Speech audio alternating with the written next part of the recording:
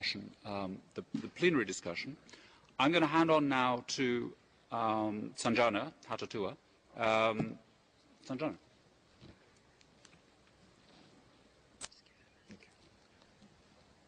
Thank you. My perspective to this conference is from a field practitioner working in an active peace process, though it might not seem so when you read the news on Sri Lanka. For most of my adult life, I have been responding to emergencies. There has not been a single day in my life that I have been active in the field that I have not been responding to some form of emergency, to some form of crisis on the ground in the field. And my suggestion to you is quite obvious, is that innovation is going to happen whether we like it or not. It is all around us. We need not engender it. It's happening in the manner in which individuals, organizations, the world over, including OCHA, is responding to emergencies, be they humanitarian or complex socio-political emergencies, such as ethnic conflict. So innovation and social networking is occurring, is going to increase, and whether we like it or not, is going to influence all our lives into the future. Some of what I've been involved in Sri Lanka over the past number of years has been trying to channel some of this innovation and networking that's occurring to the response of emergencies, but more specifically geared towards a peace process in the country. Some of it has been planned. We, at the time, did an unprecedented exercise of bringing together in a collaborative, secure collaboration platform parties that were killing each other outside to discuss and deliberate ways in which a peace agreement could be thrashed out. And it's too long to go into the details of it, but this was a singular exercise in which warring factions, if one might call it that, came together to thrash out what was a blueprint for a final peace agreement. And the exercise still continues today, but obviously on a far more lesser important note. But most of it actually is unplanned, and we see this in the response to the mashups that we had after Katrina in terms of the Google Maps and the various locations of relief centers and places that you could go to. We've seen this in the Californian fires. Google Maps and various radio networks and news organizations have set up mashups where they now say the location of the fire and where you could go to, who you can call. So most of the innovation really is unplanned, and there's no way in which you can determine where that is going to occur and the manner in which it is going to occur. But the important thing is, speaking about last calls, after the tsunami on Boxing Day, which was after Christmas Day, when most of us, at least in Sri Lanka, were partying hard and partying late, most of us got the first calls in the morning of an event that we didn't know what it was, because the word tsunami obviously was not in our vocabulary. And I got a call from a friend who I didn't know, but at the time the call dropped, and I thought that was that. But it turned out that he passed away in that call, and what he was trying to suggest was to get out, because I also live near the sea. So it was quite traumatic for many of us, and I think what happened in my particular case was that I, in the period of 24 hours, managed to transform, at the time, what was a peace support network, a collaborative platform for peace support negotiations, into what was Sri Lanka's first relief information network. This was before Sahana and before the emergence of what is now quite a mature and interesting field called humanitarian FOSS.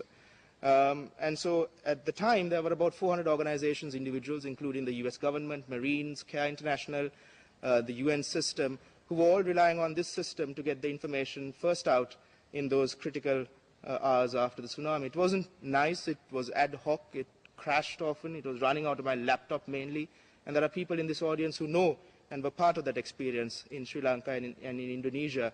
But the point was that it was innovation, but it was dealing with real lives. And I think that is what we are going to see as we move forward into the future as well. Innovation is going to happen. And I believe that it's about leveraging information. Information is already out there, and for the work that I do, my central challenge is getting the information in the form that is already out there into ways in which it can be really sustainable and useful in a timely manner for the purposes that, say, for human rights advocacy or for saving lives of people in the field.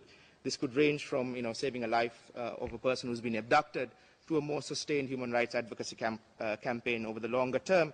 And part of the challenge is, it was suggested to me at a side event at the OCHA conference this time around, that interoperability is now a moot point. And even by a Herculean leap of imagination, if we accept that to be the case, as we move into the future, where mobility and mobile devices and any number of ways that information is going to be exponentially increased, I think it's going to be a huge challenge to manage that information and transform that into knowledge. And part of that is really technical, which can be addressed by programming and the tech and the geek side of things. But most of it is cultural. And that's a really tremendous problem to solve, because you're dealing with egos, you're dealing with people, you're dealing with organizations, you're dealing with cultural systems and frameworks and mechanisms that are not used to or don't want to share information, knowledge, or work together. And that's certainly, from a Sri Lankan perspective over the past decade, a tremendously difficult challenge. It's not really technical, but it's really the cultural things that Sami also averred to in his presentation. As we move into the future, let's say 3.5 billion mobile phones today, let's say we all have a mobile phone, everybody can be tracked, located, geotagged, we know what they are doing, we know where they are. So let's take that for granted. What are the ethics of this? How do we manage the ethics of being able to locate, monitor anyone, anywhere on the planet?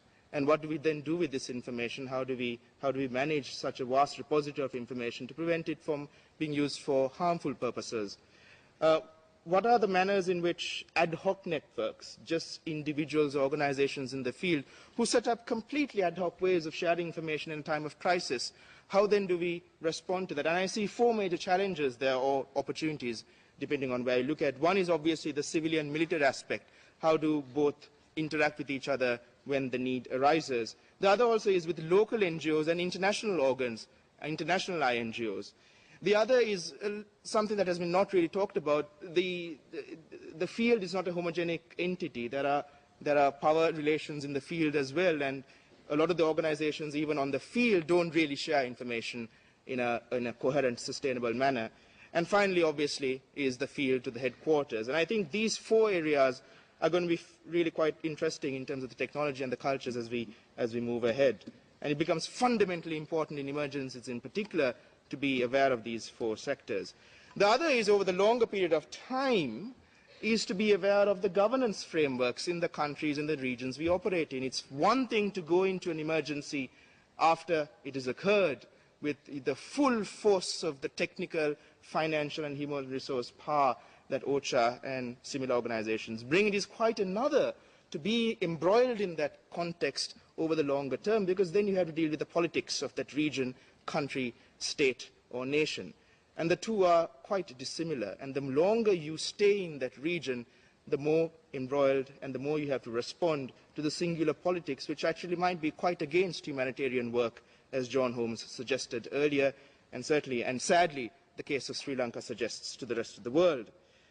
Finally, I would like to mention that the ICT for Peace Foundation, which is partnering with OCHA in this exercise, believes that we need to transcend the local governance frameworks if we are to bring about a coherence in information sharing. And we've launched a process called ICT for Peace Crisis Management, that details of which are available on the Foundation website, that we hope will bring about or facilitate, along with the leadership of OCHA in this regard, a more coherent framework for information management and knowledge sharing, dealing with and answering all the challenges that are outlined as we move ahead into the future. Thank you.